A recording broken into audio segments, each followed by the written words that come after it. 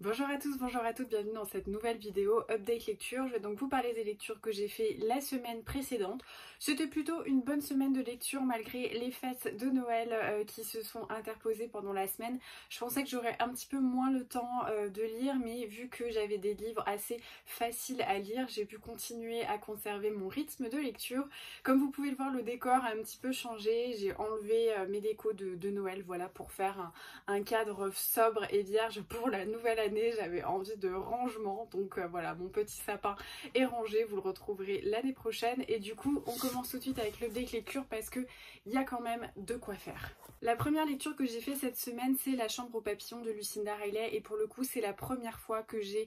une petite déception pour un livre de Lucinda Riley. Franchement, c'est vraiment la première fois que je suis lassée, que je suis pas subjuguée par ces histoires et que j'ai trouvé que c'était un peu en dessous de ce qu'elle nous offre habituellement. Dans ce roman, on suit des personnages dont j'ai déjà oublié le nom, c'est pour vous dire à quel point ils m'ont peu marqué et c'est un reproche que je ferais sur le roman. On suit, comment elle s'appelle, Posy, donc Posy Montag pendant la guerre, qui est enfant, qui a une relation un petit peu compliquée avec sa mère, on sent qu'elles s'entendent pas tellement, et qui est très très proche de son père. Elle le vénère, ils sont vraiment très très proches, très complices, très fusionnels même, et ils ont une passion commune pour la nature et notamment les animaux. Et un beau jour, eh bien, son père est envoyé à la guerre, il décède, et donc on va suivre la vie de Posy après la Seconde Guerre mondiale, qui va ensuite essayer de faire des études dans le monde du coup scientifique de la biologie pour la faune et la flore, qui va essayer d'investir des universités qui étaient quand même majoritairement masculines. Et à côté de ça, on suit Posy dans le présent, qui a eu 2 enfants, qui a été veuve très tôt, dont un des fils revient d'Australie, donc le Benjamin revient d'Australie. Il travaille dans les antiquités et on va voir qu'il y a un petit secret qui va revenir. Et d'un autre côté, on suit son fils aîné qui lui c'est un peu le mouton noir, il fait des investissements financiers un peu chaotiques, il a du coup du mal à chaque fois à pourvoir aux besoins de sa famille, parce qu'il investit toujours son argent en pensant qu'il va faire fortune, et finalement il se considère trop bien pour faire un emploi alimentaire, gagner de l'argent. Donc sa femme, elle travaille énormément, elle essaye de subvenir aux besoins du foyer comme elle peut, avec son mari qui dilapide tout dans des investissements foireux et dans l'alcool. Et on suit donc Sébastien, qui est un écrivain qui arrive dans la ville pour écrire, pour trouver l'inspiration, et qui va se prendre d'affection pour Amy, donc la belle-fille de Posy. On a tous ces personnages qui vont évoluer ensemble, et pour le coup, la première chose que je me suis dit en commençant ce roman, c'est je suis pas happée, je n'ai pas cette espèce d'impatience dévorante que je peux avoir habituellement quand je commence les romans de Lucinda Riley. Pour le coup, je trouvais que ok, ça se lisait, c'était chouette, mais j'avais pas ce sentiment d'urgence de tourner les pages, d'avoir envie de fouiner dans le passé de ces personnages. Je trouvais d'ailleurs qu'ils étaient absolument plats. J'ai vraiment trouvé que... Alors, peut-être que je m'avance en disant ça, mais j'ai vraiment l'impression que c'était un livre pour un livre, un contrat pour un contrat, et que Lucinda Riley, elle a pas vraiment vécu avec ses personnages parce qu'ils étaient plats, ils étaient pas creusés dans la psychologie. Ils étaient censés avoir 2 secrets, donc un secret un petit peu dans le passé de Posy quand elle était enfant. Pour le coup, je l'ai trouvé absolument inopérant, je trouvais qu'il n'avait aucun impact sur le présent, et d'habitude c'est ça aussi qui est chouette dans les histoires de Lucinda Riley, c'est comment des choses qui sont passées des décennies et des décennies plus tôt, eh bien, peuvent impacter le présent des personnages. Et là pour le coup, j'ai trouvé que ça avait aucun sens, que c'était trouver un secret pour essayer de trouver un secret. Alors certes, il n'était pas vraiment trouvable facilement, mais en fait ça avait tellement l'air d'avoir peu d'impact dans le présent que j'en avais strictement rien à faire de savoir comment ça allait se résoudre. Dans le présent, il y a un personnage, donc Freddy, qui revient dans sa vie, qui est un homme qu'elle a aimé, qui l'avait abandonné, et qui revient en essayant de lui dire peut-être que je vais te dire pourquoi je suis partie comme ça, peut-être que je te le dirai pas, et machin et machin. Donc c'est censé avoir un lien avec son passé, mais pour le coup c'est pareil, c'est mal amené, c'est pas du tout, comment dire, addictif dans la résolution. Et puis on a un secret aussi avec Nick, son fils Benjamin, qu'on voit arriver mais comme le nez au milieu de la figure. Et tous ces personnages vont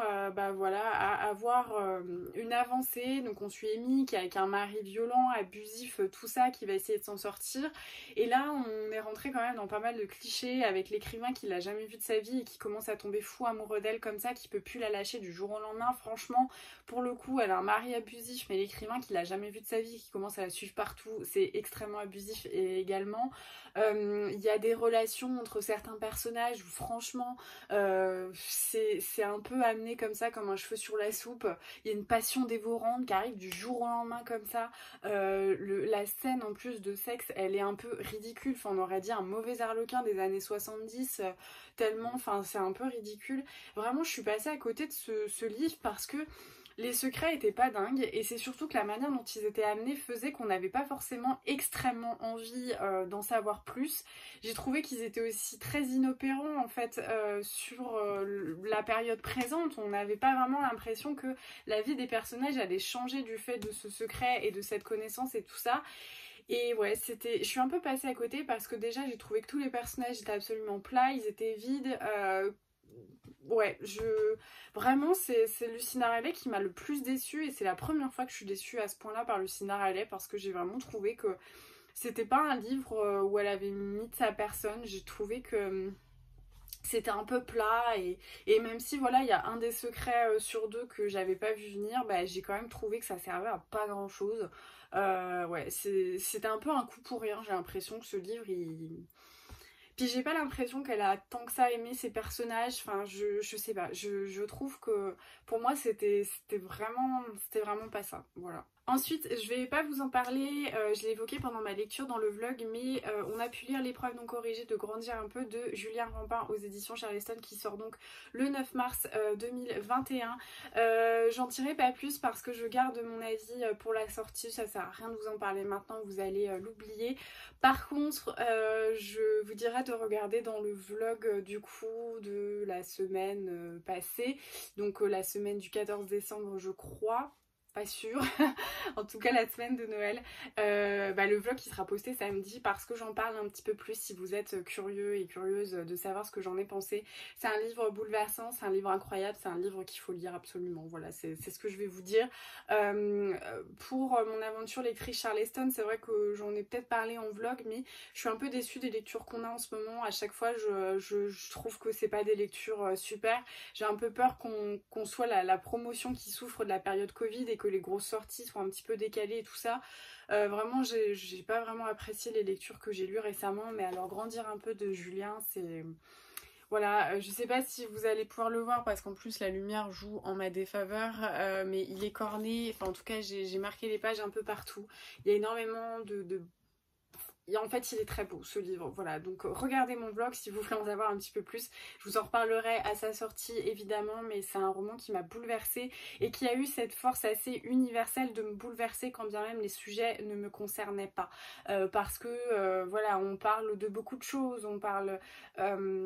d'homosexualité, on parle de liens très forts avec la grand-mère, on parle d'une forme de maternité retrouvée d'une manière moins traditionnelle que celle à laquelle on pense en premier plan. On parle aussi des mariages et de l'oubli de soi. On parle de toutes ces choses-là qui sont a priori pas des sujets qui me touchent moi personnellement, parce que bah voilà, j'ai pas, même si j'ai énormément d'amis dans la communauté LGBT,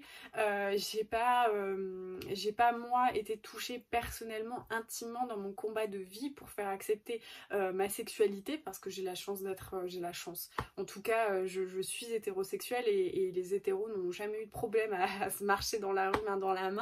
Donc a priori voilà, je suis pas concernée par toutes ces choses là, et pour autant c'est un livre qui m'a bouleversée, et vraiment c'est quelque chose que je note. La force de ce roman, c'est un bouleversement universel, c'est être touché, être ému, avoir la gorge nouée quand bien même les sujets ne nous concernent pas, parce que bien qu'on dise les choses, même si voilà il y a des enquêtes, des choses on peut dire ça ne nous touche pas, là c'est très fort parce que c'est un roman qui est resté en moi et qui l'est encore, et que j'ai mis voilà 2-3 jours à poser mes mots sur ce roman, à vous préparer une chronique, parce que il m'a vraiment bouleversée. Et voilà, gardez en tête Grandir un peu de Julien Rampin, parce que pour le coup c'est vraiment un roman à lire. Pour le moment j'ai lu peut-être 6 6 ou 7 livres je crois pour les éditions Charleston. Il y a Pachinko qui était absolument génial, vraiment il faut le lire, pareil c'est un roman universel, et Grandir un peu de Julien Rampin parce que c'était vraiment incroyable. Ensuite je vais vous parler d'une lecture que je n'ai pas terminée mais dont je pense avoir assez de recul pour pouvoir l'inclure dans cette update lecture, et d'ailleurs je ne sais pas exactement quand est-ce que je vais le terminer, mais j'ai bien attaqué L'Anomalie, donc le Goncourt 2020 par Hervé Letellier aux éditions Gallimard NRF. Et ce roman c'est un peu un ovni de la littérature, et vous voyez il brille parce que la lumière est pas très d'accord avec moi aujourd'hui. C'est un peu désagréable, je suis désolée. Donc L'Anomalie c'est quoi? Et ben je ne sais pas. Je ne sais pas ce que c'est L'Anomalie. C'est un roman avec 40 000 vies à l'intérieur. C'est un roman avec des milliers de genres à l'intérieur. En fait dans ce roman on va suivre plein de personnages, et au début on se dit mais qu'est-ce qu'ils ont à voir tous ensemble? Je ne comprends pas. On suit aussi bien une femme qui monte des vidéos pour le cinéma et qui est en déclin avec son amant. On suit Victor Miesel, un auteur qui a écrit un livre qui s'appelle L'Anomalie avant de se suicider et qui parle voilà de beaucoup de choses. On suit également un homme qui très jeune a commencé à devenir tueur à gages et vit une double vie très méthodique et chirurgicale. On suit tous ces personnages qui un beau jour vont prendre un vol Paris-New York dans un Boeing. Ils vont traverser une zone de turbulence assez traumatisante et un peu bizarre dans laquelle ils vont l'impression de passer dans une machine à laver, et à la suite de ça, eh bien, ils vont être récupérés un à un comme ça par des services secrets qui vont venir les interroger sur ces phénomènes en leur demandant est-ce que vous avez eu des saignements de nez, est-ce que vous avez des irritations particulières, est-ce que vous avez des maux de tête en particulier depuis cet événement. Et en fait c'est entre le roman de science-fiction, c'est entre la thèse un petit peu, on va dire l'exercice littéraire. C'est assez impressionnant en fait ce livre parce qu'il y a plein de livres à l'intérieur. Et il faut savoir qu'Hervé Letellier fait partie d'une école d'écrivains qui joue un petit peu comme ça des constructions littéraires. Et c'était vraiment très chouette puisqu'on se retrouve avec un miroir dans le livre, un livre dans le livre, une étape qui va vraiment faire deux faces de ce roman, et c'est extrêmement intéressant. Par contre, ce que je dirais, c'est que c'est un roman qui est divertissant selon ce que vous recherchez dans la littérature. Si vous aimez les figures de style, si vous aimez les livres un petit peu casse-tête où on vous demande de trouver la première lecture, la deuxième lecture, la troisième, la quatrième, voire la cinquième, ça sera un roman qui est fait pour vous. Si vous cherchez un pur roman de divertissement sans avoir besoin vraiment de donner de votre personne et d'inclure vraiment tous vos neurones au moment de la lecture, je suis pas certaine que ce livre vous plaise. Moi je me suis arrêtée au bout d'un moment parce que les fêtes arrivaient et je savais que je serais pas assez disponible pour pouvoir le lire, donc je compte le reprendre parce qu'il me reste une cinquantaine de pages, mais vraiment j'ai trouvé qu'il était très très chouette parce que c'est un ovni en fait, on sait pas trop d'où on vient, on sait pas si on est dans un roman de science-fiction, on sait pas si on est dans un roman en fait de pure, comment dire, de pure analyse psychologique, psychiatrique. C'est un peu difficile à décrire, mais moi j'ai beaucoup aimé en fait la qualité de ce roman. La seule chose que je peux déplorer, et j'en ai parlé également dans mon vlog si vous voulez suivre un petit peu plus mon cheminement, j'ai un petit peu peur qu'à terme on ait vraiment une scission entre le Goncourt et le Goncourt des lycéens, et que le Goncourt accueille de plus en plus de livres avec une grande complexité littéraire, avec beaucoup de jeux de style, de jeux d'écriture qui sont difficilement accessibles pour un public non averti au niveau de la littérature et qui n'a pas l'habitude de lire des romans trop compliqués, on va dire, dans la construction. J'ai un petit peu peur qu'à terme on ait vraiment cette différence entre le Goncourt des lycéens très accessible et quand bien même nécessaire, mais d'avoir d'un autre côté le Goncourt beaucoup plus complexe. En tout cas moi j'ai beaucoup aimé quand même cet exercice dans l'Anomalie. J'ai trouvé vraiment que c'était ambitieux, que c'était intelligent et que ça poussait le lecteur à participer, à être la troisième main qui écrit ce roman, donc j'ai vraiment aimé ça, et je trouve que c'est un roman à lire et surtout à relire parce que il est assez dingue, et j'ai beaucoup aimé toutes ces petites fenêtres sur tous ces personnages qui finissent par être liés par un événement complètement exceptionnel, et de voir tous les impacts qu'il y a sur sa vie, et ce jeu de miroir en fait, ce passage avec le Boeing qui change des choses mais qui reviennent et on sait plus vraiment où est là où est la poule, enfin qui a été là en premier, parce que par exemple Victor Miesel, on le suit en fait, il écrit son roman, il se suicide et juste après on apprend que le roman c'est quelqu'un qui lui a suggéré au moment de l'interrogatoire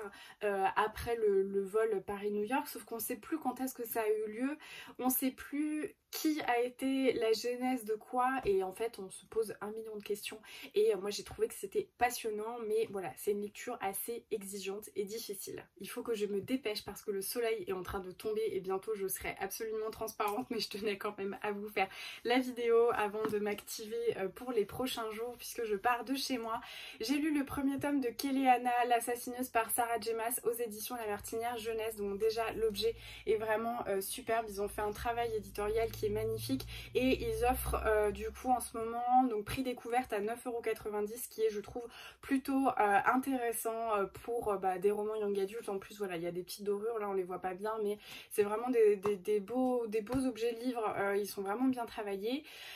Dans ce premier roman, on suit du coup Kéléana qui est à Andovier, à une sorte de mine où on envoie les prisonniers, où ils finissent un peu leur vie d'une manière assez affreuse, à coups de fouet, à coups de travail acharné dans les mines jusqu'à en mourir. Kéléana, elle a été envoyée là-bas puisque c'est l'assassineuse, la grande assassineuse du roi qui a tué des milliers, enfin peut-être pas des milliers, j'exagère, mais en tout cas qui a énormément tué, et notamment le roi d'Adarlan, donc un royaume qui commence à conquérir de plus en plus de territoire. Et un beau jour, le prince d'Adarlan ainsi que son capitaine de la garde viennent à Andovier et proposent un marché à Kéléana, c'est-à-dire devenir le champion du roi dans un tournoi des assassins pour ensuite devenir un petit peu la main de l'ombre, le tueur à gages du roi, contre au bout de 4 ans sa liberté, alors qu'elle sait très bien que si elle reste à Andovier, elle va y mourir. Et donc elle arrive à la cour avec ses secrets, on sent que il y a quelque chose autour de son enfance un petit peu mystérieux avec le décès de ses parents et le fait qu'elle a été retrouvée enfant à moitié morte et recueillie par un espèce de mentor qui formait des assassins, et donc elle a fait ses preuves. Et on va suivre du coup le parcours de Kéléana dans le château, qui va essayer de retrouver sa forme physique, parce que forcément elle était très amaigrie du fait de ses conditions un petit peu d'esclavage, et également son entraînement pour cette compétition, ce tournoi des assassins qui est assez chouette à orchestrer. Et puis il va se passer des choses un petit peu mystérieuses au sein du château, notamment des meurtres des assassins de plus en plus réguliers avant les tournois, mais c'est surtout des meurtres assez horribles où on n'est pas certain que ce soit du fait d'un humain, avec des griffures, le cerveau, les boyaux mangés, etc. Et donc on retrouve Kéléana au milieu de ça. Globalement j'ai bien aimé ce roman, il faut savoir que ça se lit très vite, vous vous posez, vous lisez 100 pages sans vous rendre compte que vous avez lu 100 pages. La seule chose que je dirais, c'est que c'est très young adulte. Kéléana, elle a beau avoir 17 ans, je trouve qu'elle agit un petit peu comme une midinette de 15 ou 16 ans, ou en tout cas c'est un bouquin qui a destination, je pense, des midinettes de 15 ou 16 ans dans la séduction, parce que Kéléana, elle sort d'une mine dans laquelle elle a été esclave, où elle a perdu 40 kilos, enfin j'exagère, mais elle a plus que la peau sur les os, elle est sale, tout le monde lui dit qu'elle pue, qu'elle a les cheveux horribles, bourrés de crasse et tout ça, mais par contre, et le prince et le capitaine de la garde arrêtent pas de dire « Ouah, mais sous ces couches de crasse et de gras et de saleté, on sent qu'elle a une force, une beauté incroyable. » C'est un peu relou quoi, la nana c'est censé être une assassineuse, c'est censé être une meuf qui vit vraiment avec sa crasse depuis des années, et le premier truc qu'il pense c'est qu'elle est quand même très belle. Ça j'ai trouvé que c'était vraiment le côté fantasme de midinette qui ressortait, et ça va être assez régulier. Il y a beaucoup ces éléments de séduction entre Kéléana, le capitaine, et le prince, que j'ai trouvé un petit peu agaçant. À chaque fois je levais les yeux au ciel parce que moi j'ai 25 ans, honnêtement, voir la séduction de 17 ans complètement improbable entre un prince et une nana qui a assassiné tout le monde et qui pue, je veux bien être attendrie par des relations d'amour, de séduction entre des adolescents et des gens un peu plus jeunes, je suis pas du tout réfractaire à ça, mais il faut que ce soit bien fait, et là pour le coup c'était improbable, c'était juste en fait dresser un personnage incroyable où Kéléana Eleana, mais tout le monde, mais même c'était des détails, même les gardes toujours avaient l'air de la regarder et tout ça. Ça c'était un petit peu agaçant. Après j'ai bien aimé ce côté combat, tournoi des tueurs avec ces épreuves toujours un petit peu plus difficiles, l'épreuve de tir à l'arc où il faut vraiment arriver pile dans la toute petite zone qui fait 1 millimètre, l'épreuve également de l'escalade sur des montagnes totalement périlleuses où de plus en plus les assassins tombent et décèdent, vraiment le truc effroyable. J'ai beaucoup aimé ça, et puis il y a aussi tout un fond de conflit politique et aussi de magie ancestrale qui se tapit comme ça tout au long de l'histoire et qui est vraiment très intéressant. C'est ce qui fait que malgré ce côté séduction qui me faisait lever les yeux au ciel non-stop, j'ai quand même bien apprécié ma lecture parce que surtout je pense qu'elle est prometteuse, et ça c'est quand même plutôt chouette de sentir qu'on a du potentiel entre les mains sur la suite. Donc je vais continuer avec plaisir. C'est une série qui est terminée en 4 tomes, et voilà, donc j'ose espérer en plus de ça qu'en avançant un petit peu dans l'histoire, qu'Eleana va gagner en maturité, parce que c'est ça qui manque en fait à ce roman. C'est chouette, il y a un joli monde, on est dans ce royaume où on sent qu'il y a des années de conflits politiques et aussi de manipulation d'une magie un petit peu noire. On sent que ça se dessine dessous. C'est pour rappel, c'est la saga Throne of Glass en VO, donc du coup il y a voilà ce château, cette partie du château tout en verre et tout ça. Donc il y a beaucoup de choses qui sont très intéressantes et prometteuses, mais il manque un petit peu de maturité dans les personnages, et ça j'ai hâte de voir voilà la suite, parce que je pense que ça va être prometteur et j'ai hâte de la terminer. Enfin, je vous l'ai présenté hier dans mes cadeaux de Noël et j'ai déjà lu La famille Martin de David Fonkinos. Souvent c'est mon petit rituel, j'achète les Fonkinos à leur sortie et je me plonge dedans pour les lire d'une traite. J'adore faire ça, surtout que les romans de David Fonkinos ils sont très rythmés, il y a beaucoup de bouffées d'air frais, on rigole, on sourit, on lève les yeux au ciel, on ne s'ennuie pas avec ces romans, et du coup eh bien je n'ai pas manqué à la tâche. Je l'ai lu hier dans l'après-midi et ça a été vraiment une très chouette lecture. J'étais très heureuse de retrouver cette écriture particulière de Fonkinos, entre l'humour, le sarcasme et les traits d'esprit que j'aime énormément chez cet auteur. Donc c'était vraiment une chouette lecture. Dans ce roman, on suit apparemment David Fonkinos lui-même, qui cherche du coup l'inspiration pour son prochain roman, qu'il ne la trouve pas et qui se dit je vais descendre et dans la rue, et la première personne sur laquelle je poserai mes yeux sera le personnage principal et le sujet de mon roman. Et il tombe sur une petite mamie, Madeleine Tricot, une ancienne couturière, ça ne s'invente pas, qui du coup va lui ouvrir sa maison, va lui raconter sa vie, qu'elle a perdu son mari, etc. Mais surtout des secrets un petit peu plus profonds qu'elle n'a jamais confiés à ses filles. Et il va donc s'intéresser également aux filles, puisqu'il va rencontrer Valérie, sa fille cadette, qui va du coup lui proposer, pour alléger la charge mentale de sa mère qui a un Alzheimer autour de ce roman, de s'intéresser également à sa famille, la famille Martin. Et pour le coup c'est assez intéressant parce que j'ai trouvé que c'était une belle manière de rendre le banal merveilleux, de rendre le commun exceptionnel. J'ai trouvé ça très chouette de la part de David Fonkinos, parce que c'était ouvrir la voie à des personnalités qu'on pourrait croiser dans la rue, qu'on pourrait connaître, à nos familles, à nous, aux familles des gens qui habitent la maison d'en face. Et j'ai trouvé que c'était une belle manière de rendre hommage à ce commun, à ne pas avoir des personnages avec des vies exceptionnelles, mais surtout de montrer que toute personne est exceptionnelle à sa manière. Et j'ai beaucoup aimé cette histoire parce qu'en plus de ça, il y a David Fonkinos qui est à l'intérieur de ce roman, parce qu'il cherche à essayer de trouver un sujet autour de la famille Martin. Donc il va avoir des entretiens avec le mari un petit peu réfractaire qui travaille dans une compagnie d'assurance et qui vit une forme de harcèlement. On va avoir du coup Lola, la jeune adolescente de 15 ans qui se pose la question de savoir si elle va devoir faire l'amour ou pas avec son premier copain, et également Jérémy, l'adolescent qui parle pas trop, un petit peu radin sur le vocabulaire et qui va finalement avoir quelques traits d'esprit également, et Valérie qui incarne cette femme, cette épouse un petit peu qui a besoin de se retrouver, qui a l'impression d'être oubliée du fait d'un long mariage pendant lequel les sentiments et la passion a pu s'éteindre. Et en fait on va suivre tout ça. On suit également Madeleine qui va raconter ses souvenirs un petit peu de jeune femme quand elle était tombée amoureuse d'Yves, qui du jour au lendemain est parti aux États-Unis en rompant leur fiançailles. Et bien il y a David Fonkinos qui au milieu de tout ça va essayer de trouver ce qu'il faut pour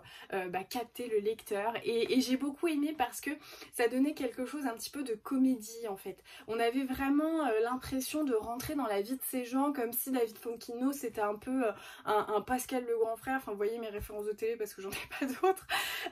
une personne qui va rentrer dans le quotidien et qui va essayer de raconter de manière exceptionnelle, novatrice, avec un œil vraiment étranger, le commun d'une famille somme toute banale. Et j'ai beaucoup aimé en fait ce roman parce que j'ai trouvé que c'était fait non sans aucune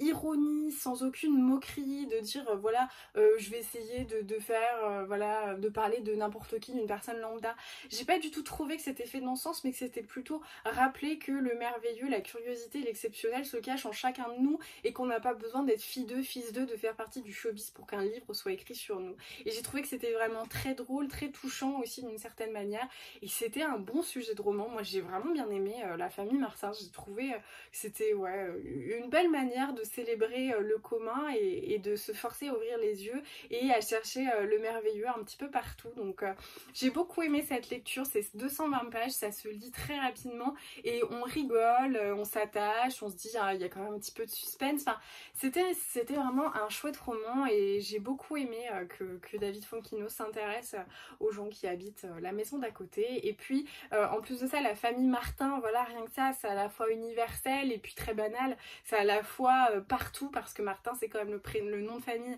le plus porté en France, et à la fois eh bien ça a une petite particularité puisque tous les Martins sont exceptionnels et uniques. Donc j'ai beaucoup aimé franchement ce roman, il m'a vraiment confortée dans le fait que j'aime énormément l'écriture de David Fonkinos, et puis il y a quand même du très beau dedans, voilà, je vois, j'ai quand même corné pas mal de petites pages sur des citations qui étaient vraiment très jolies, très choisies, donc